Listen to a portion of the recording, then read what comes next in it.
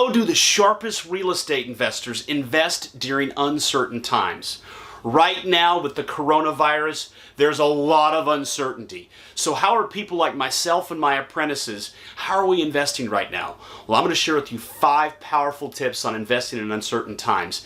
You see, I got started in a recession. In 2001, the dot-com bubble had burst and the 9/11 terrorist attacks had just occurred. And that's where I got my start. So I've been through that one. And of course, real estate is what dragged us out of there. And then by the time we got to 2008 and the Great Recession, which was created by real estate, I was actually beginning to mentor others by that time. So I have been through several of these. And both of those events, by the way, they said were unprecedented, because they were. And this one is too. They're always unprecedented, but there are many similarities. So I'm going to share with you wisdom that comes from the real world of experience. And one quick disclaimer too.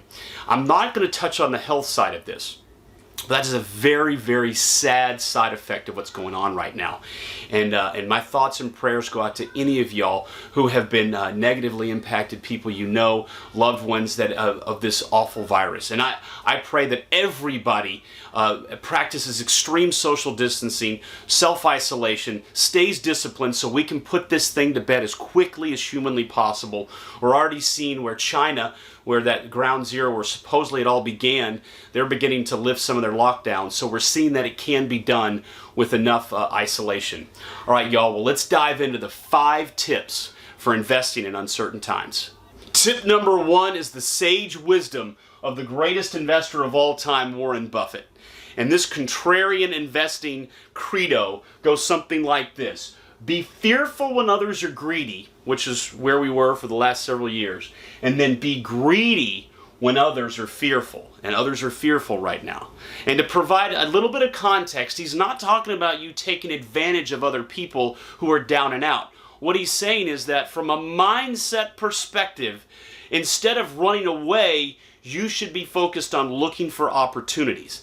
I would go on to say that the mindset is the difference between a consumer mindset and an investor mindset. In fact, I've got a great video on that subject. And that is, the majority of people think like consumers and such. They're the ones that are fearful now, so they're running away. If you have an investor mindset, though, you look at this situation with a little bit of anticipation. And in this look of, okay, where are the opportunities going to be? Because these are when the best opportunities arise.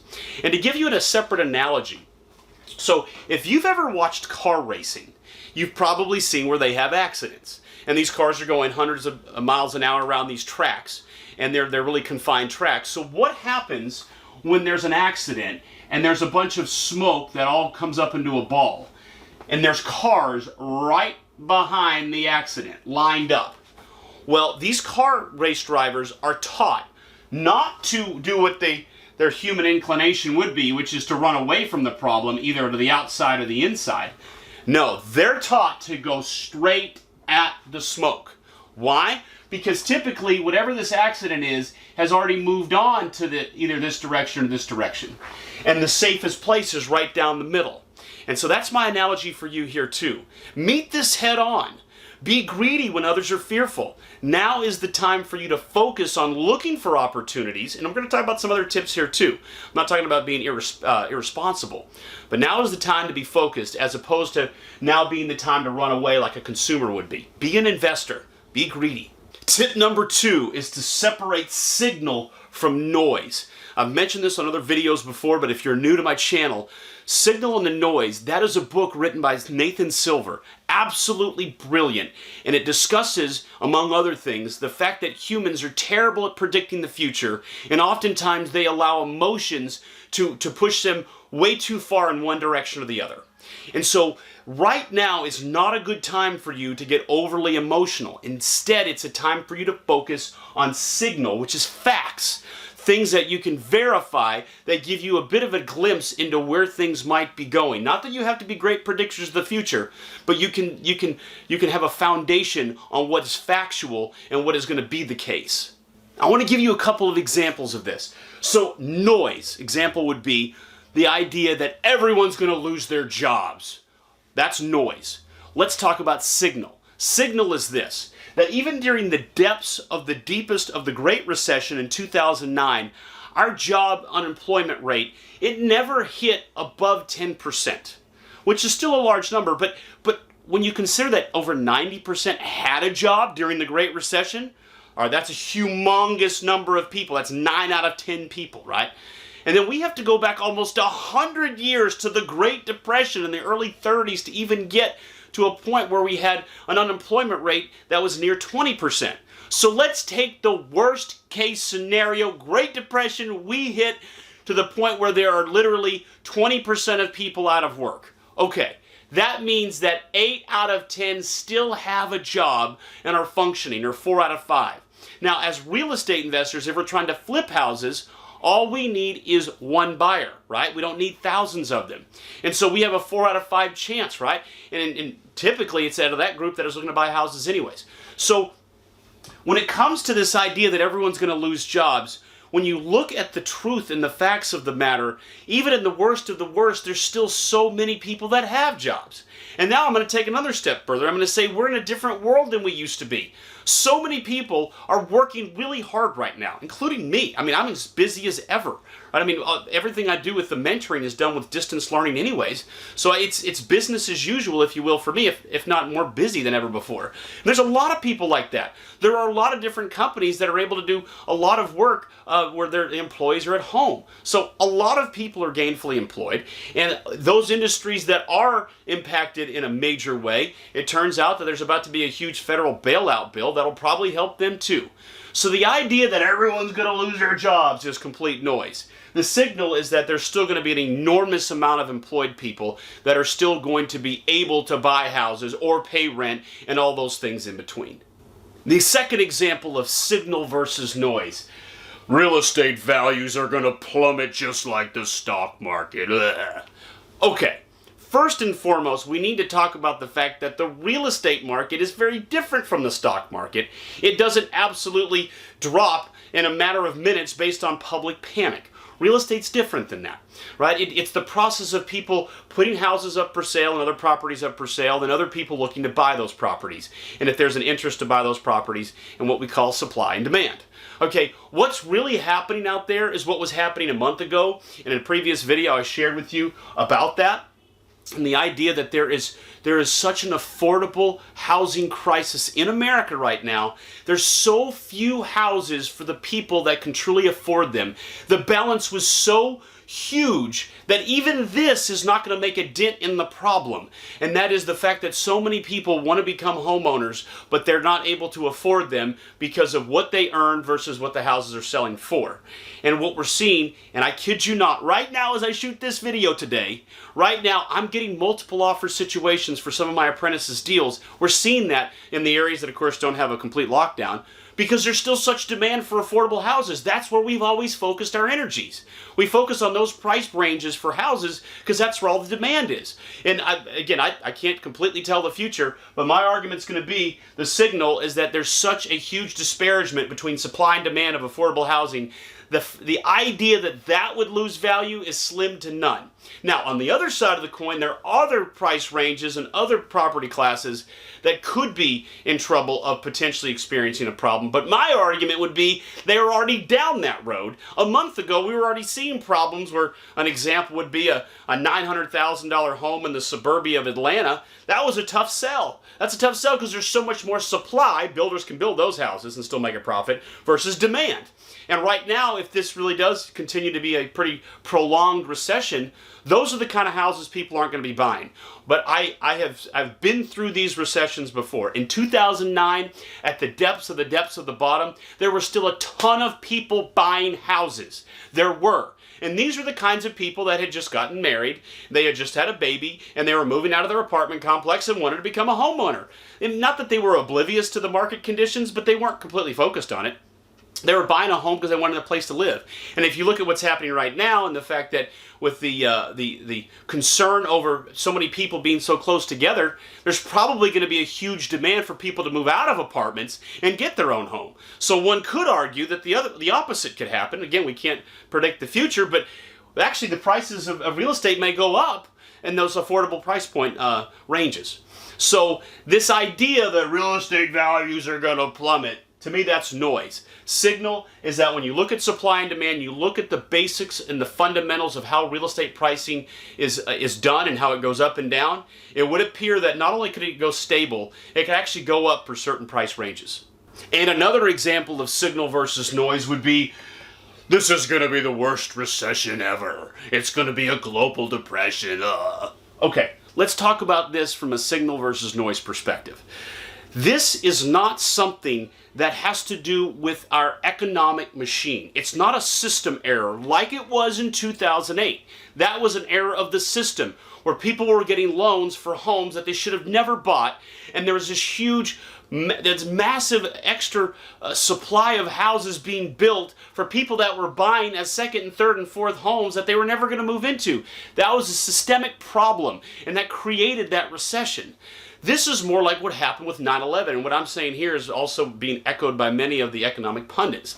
With the 9/11 terrorist attack, that was an external to the economic machine, and it ended up not being a prolonged recession. So is this going to be the worst recession ever? Obviously, we don't know for sure, but when you really look at the facts here, the signal, this looks to be something quite temporary, and is something that is very akin to what happened in 9/11 versus what happened in 2008.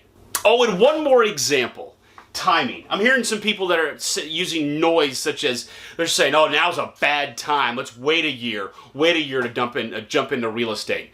Well, let me talk to you about some real signal here on the subject of timing. Number one, iBuyers across the country. We're talking about the big guys. We're talking about Open Door, OfferPad, Zillow Offers, Redfin Now. They're all dropping out completely. Dropping the existing offers they had in the pipeline and not buying any houses right now. They've left a bunch of homeowners high and dry. And we're getting a lot of leads right now in those markets where they're really active.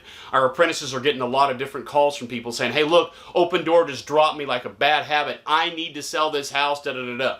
So we're picking up and helping homeowners that were screwed by those big traditional real estate investors. See, their business model couldn't handle these kind of changes, these pivots in the marketplace, whereas a creative real estate investor can.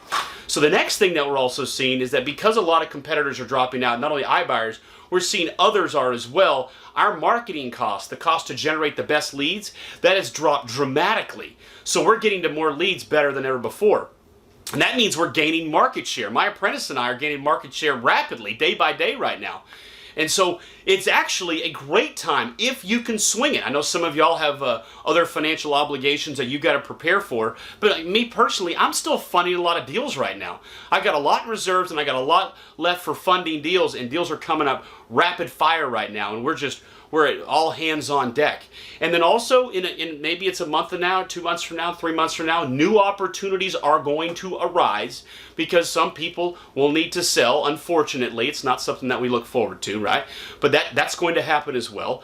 Some have been talking about a foreclosure tsunami. I disagree with that, because we're at the lowest foreclosure rates in recorded history just a month ago, and it takes 7-8 months a year to foreclose. And because of the postponements that most of these mortgage companies are allowing for borrowers, I don't predict a foreclosure boom occurring at all. But I do see where some people want to sell. I mean, we're already seeing it right now. We're getting calls from sellers that are saying, "Hey, look, this is a rental property. I'd like to sell it." We had a guy the other day who wanted to sell his property so he could take the money and go buy stocks because the stocks are low.